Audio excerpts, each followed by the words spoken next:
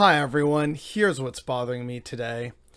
There were a lot of things to be bothered by this week, so one of the things that we're probably going to be doing going forward is that every Sunday video like this is going to kind of be a sum up of other stories throughout the week that bothered me, but that I didn't make a video about.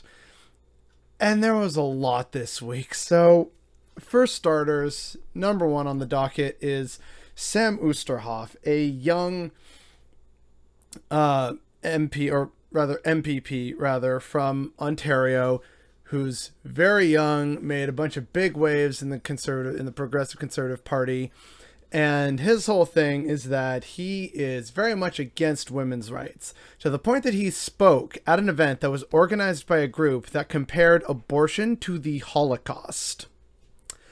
So yeah, that was something that Canadians had to see and witness in this part of the country this past week. And sure enough, he spoke, and then, like the totally upstanding and totally down to defend his values, when he was confronted by protesters who were asking him questions outside of the event afterwards, didn't answer them, just basically half ran right to his car. The next story, which is very bothersome, is that Rogers Communications, which is one of the big three telecom companies in Canada, they are set to buy Shaw Communications in a deal valued at $26 billion, including company debt. On top of that, this plan would see Rogers pay $40.50 per share in cash for all of Shaw's issued and outstanding Class A and Class B shares. But part of why this is infuriating is that around this exact same time, the following story came to light about Rogers, this same super profitable, super wealthy company that's able to make a $26 billion deal, wanted a 91-year-old woman named Joan Davis to pay almost $565 for failing to return internet and phone equipment while her long-term care facility was under lockdown due to the pandemic. So yeah, this really bothered me and a lot of Canadians, but there was a lot to be bothered by this week. It's just like, you have so much money that you can look at buying another massive communications company for $26 billion, and you're fleecing a 91-year-old woman over rental fees during a pandemic when things are closed down for her health and safety. What is wrong with you? This is why more and more Canadians, like myself and like Christo Avalis and the people at Left Turn Canada and numerous other podcasts and organizations, this is why we're calling to nationalize the telecom companies, because this is ridiculous. This is egregious and it needs to stop. But unfortunately, I don't think we're going to get any of that with our current government, let alone the other party, right? Additionally, on the subject of communications, a law prohibiting election misinformation was struck down here in Canada because the court ruled it was an unjustified restriction on free speech. Which, how are you going to declare that one of our election laws that's designed to curb misinformation in order to keep one of the important tenets of democracy, which is an informed voting population, how are you going to say that continuing to do that is like unconstitutional? That is ridiculous. Apparently, in a 15-page decision, Ontario Superior Court Justice Breece Davies ruled that the section is an unjustifiable restriction on Canadians' right to free speech. So I have my free speech right to deliberately misinform people? Like, what? That is absurd, and that is dangerous, and I can't believe that something like that actually managed to make it into, the highest court in the land, and they said, oh, yeah. And as those who have been paying attention to some of my videos, like in my Dark Side of Canadian History series, or in my video on the Fred Christie case for Black History Month, you'll know that there have been times where the Supreme Court and the superior courts of the various provinces have made some really bad, terrible, and incorrect decisions. And I very much feel like this is one of them.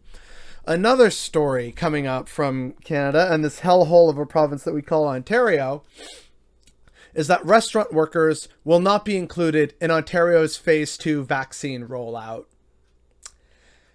Which, people want to get out so much, right? We got to get back to normal. We got to get back to normal. I want all my businesses to be open. We want to go out to restaurants again and have beers and pints with the boys. Then vaccinate these people, for Christ's sake. Like, how on earth are you thinking it makes any sense in terms of limiting the spread with the more infectious variants out there? How do you think that this makes sense, that we are having these workers not being vaccinated and protected when they're the ones who have to interact with the most amount of people in an enclosed space for the longest period of time? And again, things like evictions are resuming.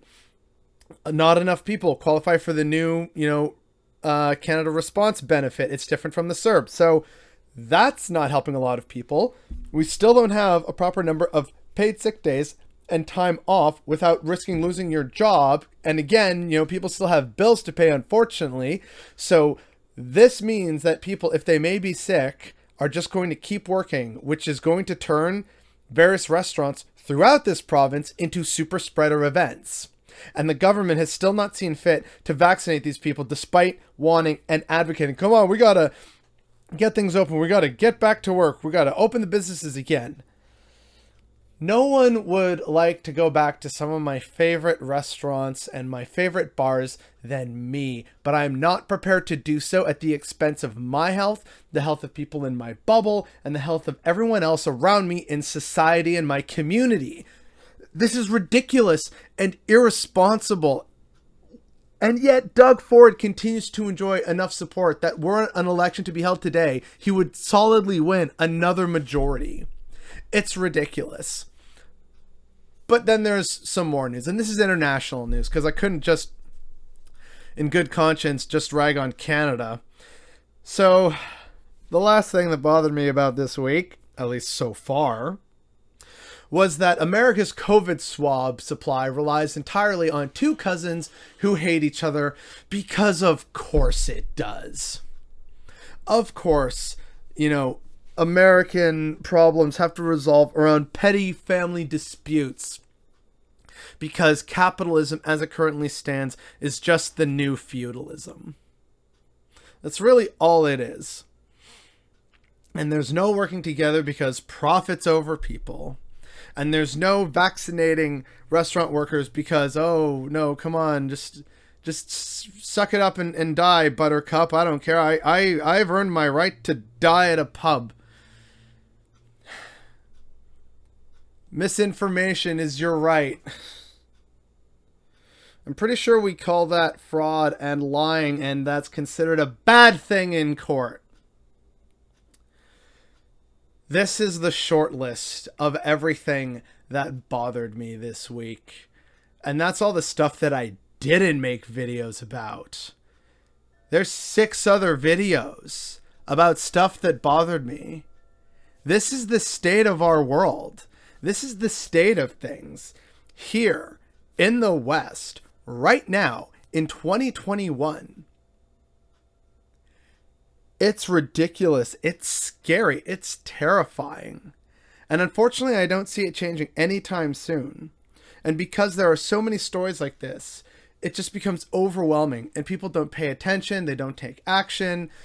We never hear about them in the first place. And we just try and get through another week because life is already hard enough for so many of us. This system is slowly killing us and eroding our ability to care and to respond to egregious actions. What does that mean for our future? For our children's future and for the future of their children? It's not a great scene, and it's all the more reason why we need to pay more attention and fight right now. And the fact that this means that there was like 15 things that were bothering me this week, and that there's probably going to be more like this on every Sunday to follow for the just full breadth of how terrifying and bleak the West is, that's what's bothering me today.